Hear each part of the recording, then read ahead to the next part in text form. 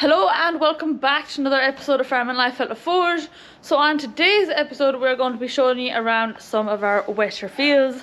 So when you think of farming in France, you always think of lovely sunny days and great weather, but we do get winters, we do get snow, we do get frost, and we do get rain. The winters are a bit shorter, but we still get some wet fields. So today we're taking out the 8340 here. So Dad will be bringing that out into one of the fields, and he will be using the machine on the back. So if you watched the episode about the 7000, so taking the cab off the Ford 7000, Dad showed something on the back of this. A lot of you guessed it right. It is a ditcher, they call it, so for making or cleaning out drains. And so he's going to be running that through two of our wetter fields. One is called the Oasis and one is called the Lake Field. So we'll show you them and we'll show you how it works and talk to you a bit more about it there as well. I will also be giving you an update on my goats. So they're all weaned now, they're all moved, and so I will explain to you a bit more about what I'm going to be doing with them. And also a few more of Dad's gadgets. So a few more things that he's made. Being winter time as well, there's not as much work to do as there would be in the summertime, so Dad tends to be a lot in his garage. So between working on the Ford 7000 and then just making things, so I'll show you 2 or 3 things that he's made. Well, one thing he actually made 2 or 3 years ago, and then 2 other things now that he's made this year. So I'll show you them as well. And also, before I forget, next Sunday's video, so normally this should be Wednesday's video, hopefully. So Sunday's video, it is our most requested video. So a lot of people have been asking for us to do a tour of all our tractors, and it is just so complicated to get all our tractors in the one spot, which we've actually found out that it is impossible, because between them being on the second farm and this farm, and they're not all used at the same time of the year. So next week's episode, so Sunday's episode, is going to be every single one of our tractors. So me and Dad are working on a project together that is basically paying a tribute to all of our tractors here. So Dad likes his big Ford collection, so you'll have all the Fords as well as the Manitou and the Digger and all like them. And all the tractors will be working in the video, so we use every one of our tractors. Some of them have very specific jobs, some of them get used a lot for different jobs. And yeah, so we'll get to show you what we use them for, and you'll get to see them running out in the field. So I hope you guys enjoyed today's video. As always, if you do, please give it a thumbs up and subscribe to the channel for more episodes about our farming lives here in France.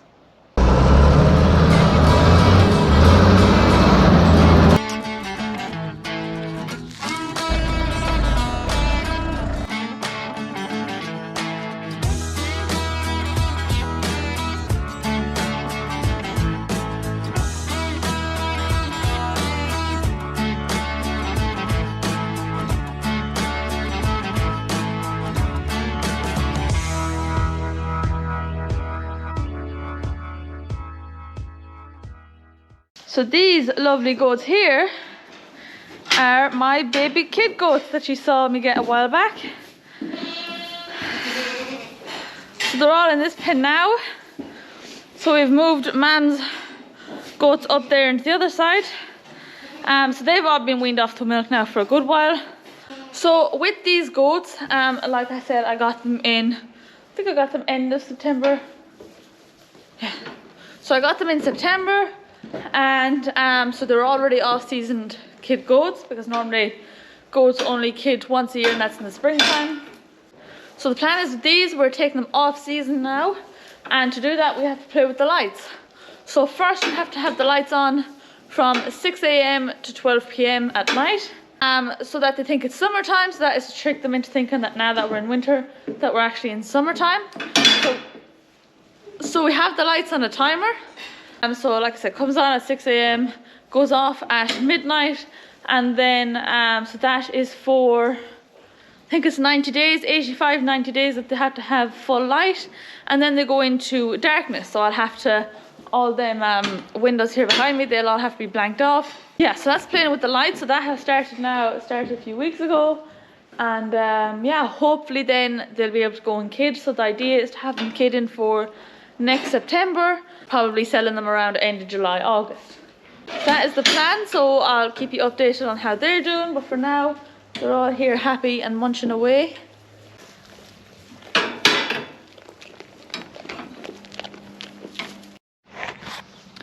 So this here is the final boot cleaner. So Dad showed a bit of it last time on one of the videos, but this is it done. So there's a little step there because me and Mum are short. So you go in and you can clean your boots. I'll show a bit better when I'm not holding the camera.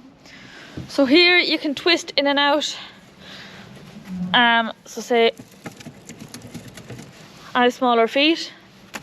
You can adjust the sides in and out there, and then here at the back you see little screws there, so the whole top of it can lift off, and then you can tip it out to clean out the muck. So there's a hose there that Dad has linked up, so that's obviously to wash the boots as well. So there's always a bit of water in the bottom of it if you just want to come and get the heavy mud off the bottom of your boots. But there is a hole in it that it drains off, so there's still, say, about that much water left where it will collect all the dirt and it won't block up. So the heavy dirt will fall to the bottom and then the water will just run out. And then there's a bit of water, like I said, to wash off the bottom of your boots. And then again, you can, by unscrewing them two bolts there, the whole thing lifts off, and then you can clean out, tip it over and clean out the heavy muck that's in the bottom.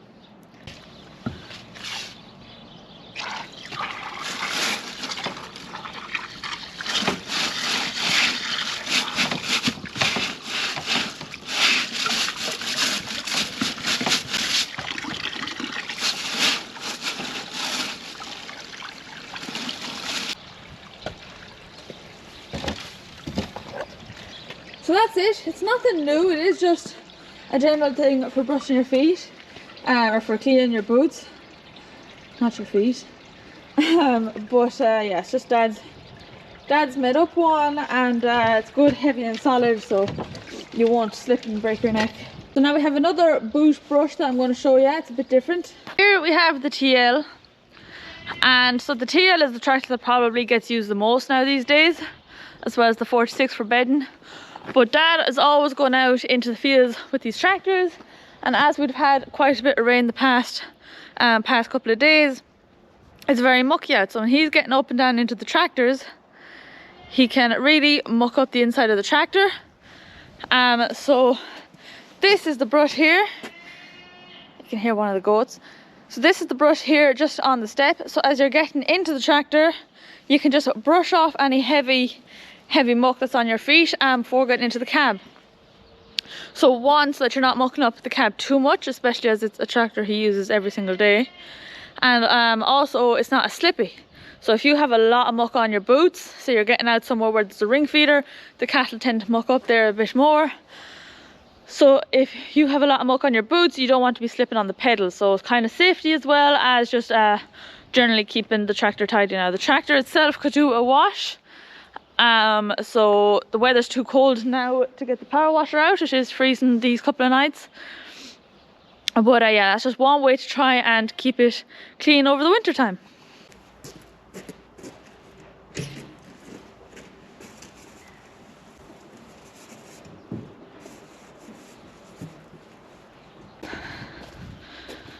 So that's it there. A bit up closer, so he has it there that adjust bracket. He can just pop it on and off. Don't know how well you can see. Now my boots are obviously clean because I just washed them. But that's kind of the idea of how it works. This here is another one of Dad's designs. And it is a dog bowl. A dog dish, whatever you call it. So one is going to be for water, one is going to be for food. And so this will be the inside where the dog is. And then at the back of that there'll be all mesh. So how it works is, so like I said, here there'll be all mesh, so this will be in the dog pen. And the idea Dad had was that you didn't have to go into the dogs to feed them. So these are just some bits of scrap that he had lying around. So it's just made out of some bits of scrap. We all know Dad loves to make things out of old scrap. And you just lift it, turn it, fill it, and then there, so that's it. So it's not fully finished. So they are for the kennels. So we have 2 kennels outside, so Paco and Prune both sleep in there. Especially having, well, Paco being a male and we have all 3 female other dogs. So sometimes we do have to lock him in, and sometimes just after we're going after cattle, Dad likes to lock him in as well. So if we need to, we can lock them in there, but most of the day they're out. So this is just a new thing for feeding them, basically. Another one of Dad's ideas. So here we are with our, it's probably a ditcher. In Ireland they're called ditchers. Well, they have bigger ones in the bog. Now, all it does is really, there now I'm just making a little new drain. Because this section along here, we have it fenced off from the rest. It's beside a river. We call it the oasis because cows lie here a lot in the summer. And it's our wet piece of ground. We don't have that much wet, but this is wet. But it's a great piece in hot weather. So we don't have cattle in here in the winter at all. It's right beside the river. There's a little bit of a low spot here, but I should have did this, I suppose, a month ago before the rain came. And I wouldn't have been tracking it with the tractor, but not. You see the water running off there straight away? It's just really a place to guide away the water. Now, we have a river here and it's all zigzag, and a tree fell into it as well a couple of years ago. But the laws over here with rivers are very strict. If you're even caught cutting up that tree, they could take the chainsaw or whatever machine you'd have. You cannot go near them with a digger. You cannot go near the river with a digger around it. It's totally banned. There's actually river police in France, and they control all the water and all, and they're even armed, so you don't mess with them. Now, we don't have to fence each side of the river. Cattle can walk through it and all like that. In Ireland, you have to fence them away from the river. Here, they're allowed to walk through it, but you cannot do anything with a digger or anything like that, or they'll take the digger and everything off you, and they have the full power to do it.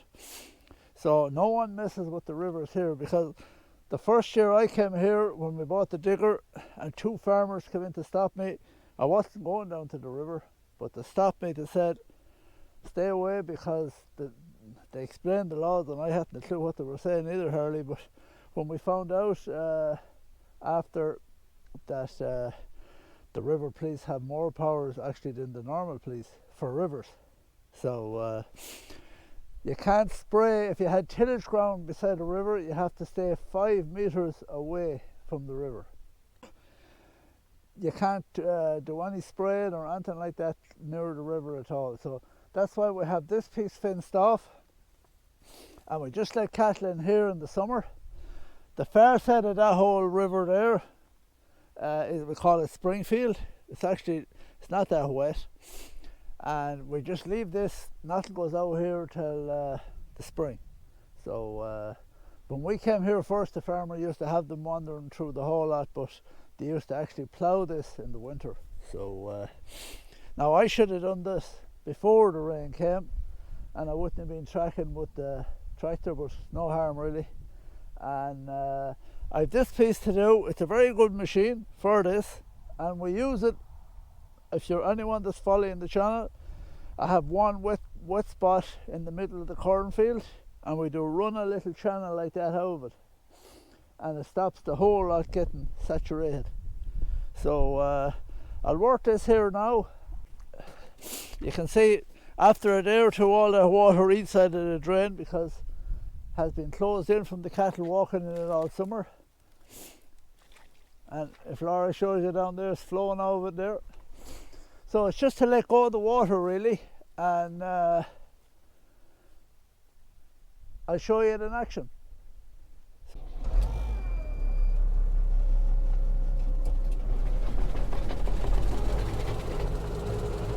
So I'm in the 83. Now The decks, the tractor would drive this, no bother.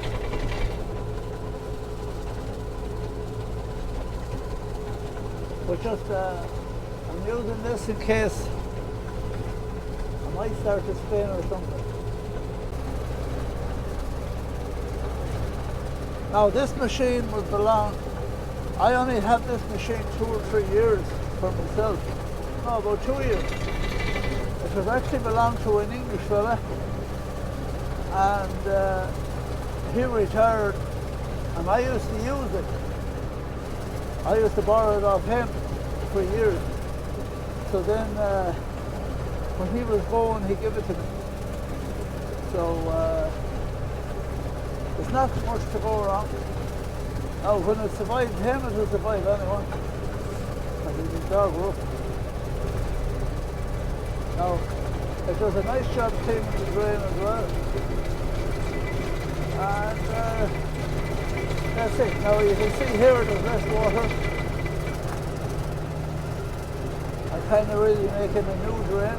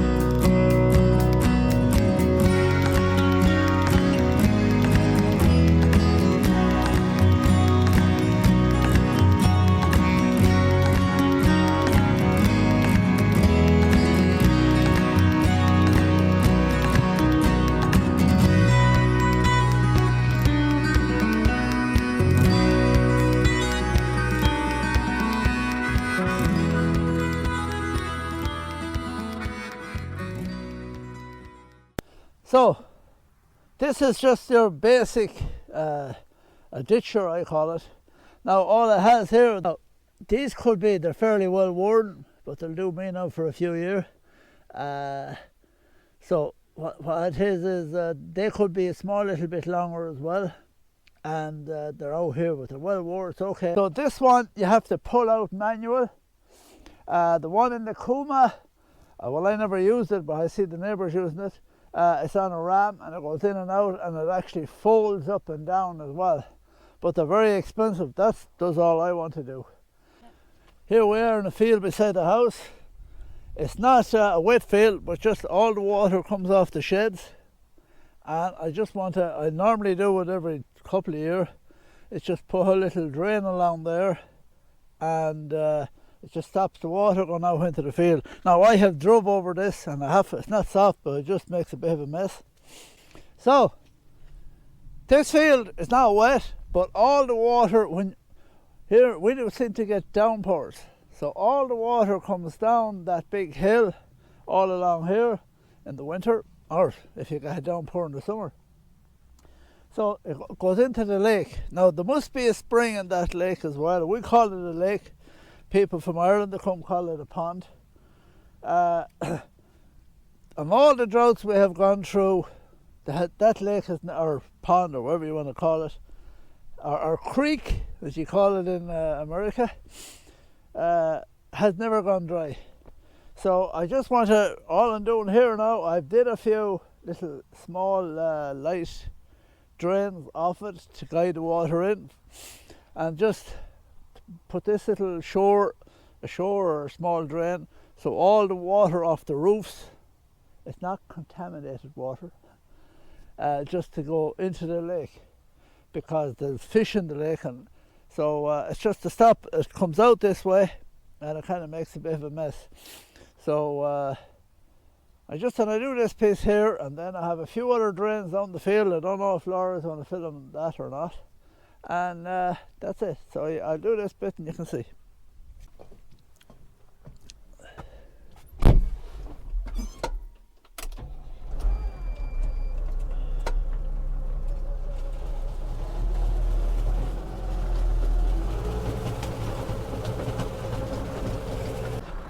Now, as well as that, I forgot to tell you, now if I hit a stone, you can see all the water going off here now. You can see all the water being let off in the drain. Now I have the lake blocked off now. I'm actually flooding it high because we have an awful problem here with this European beaver, and they're everywhere. So I have it blocked off now. I'm going to let it off after dinner because all the beaver have bored under the, you can see the trees falling off and everything. There was all lovely trees around there and they have all the roots set. So I have it flooded now, so they can't have their little dens underneath the ground. They're flooded. So I seen them all packing their bags and leaving there the other day. So I'm going to let off the water, and it drops down a good bit lower than this as well.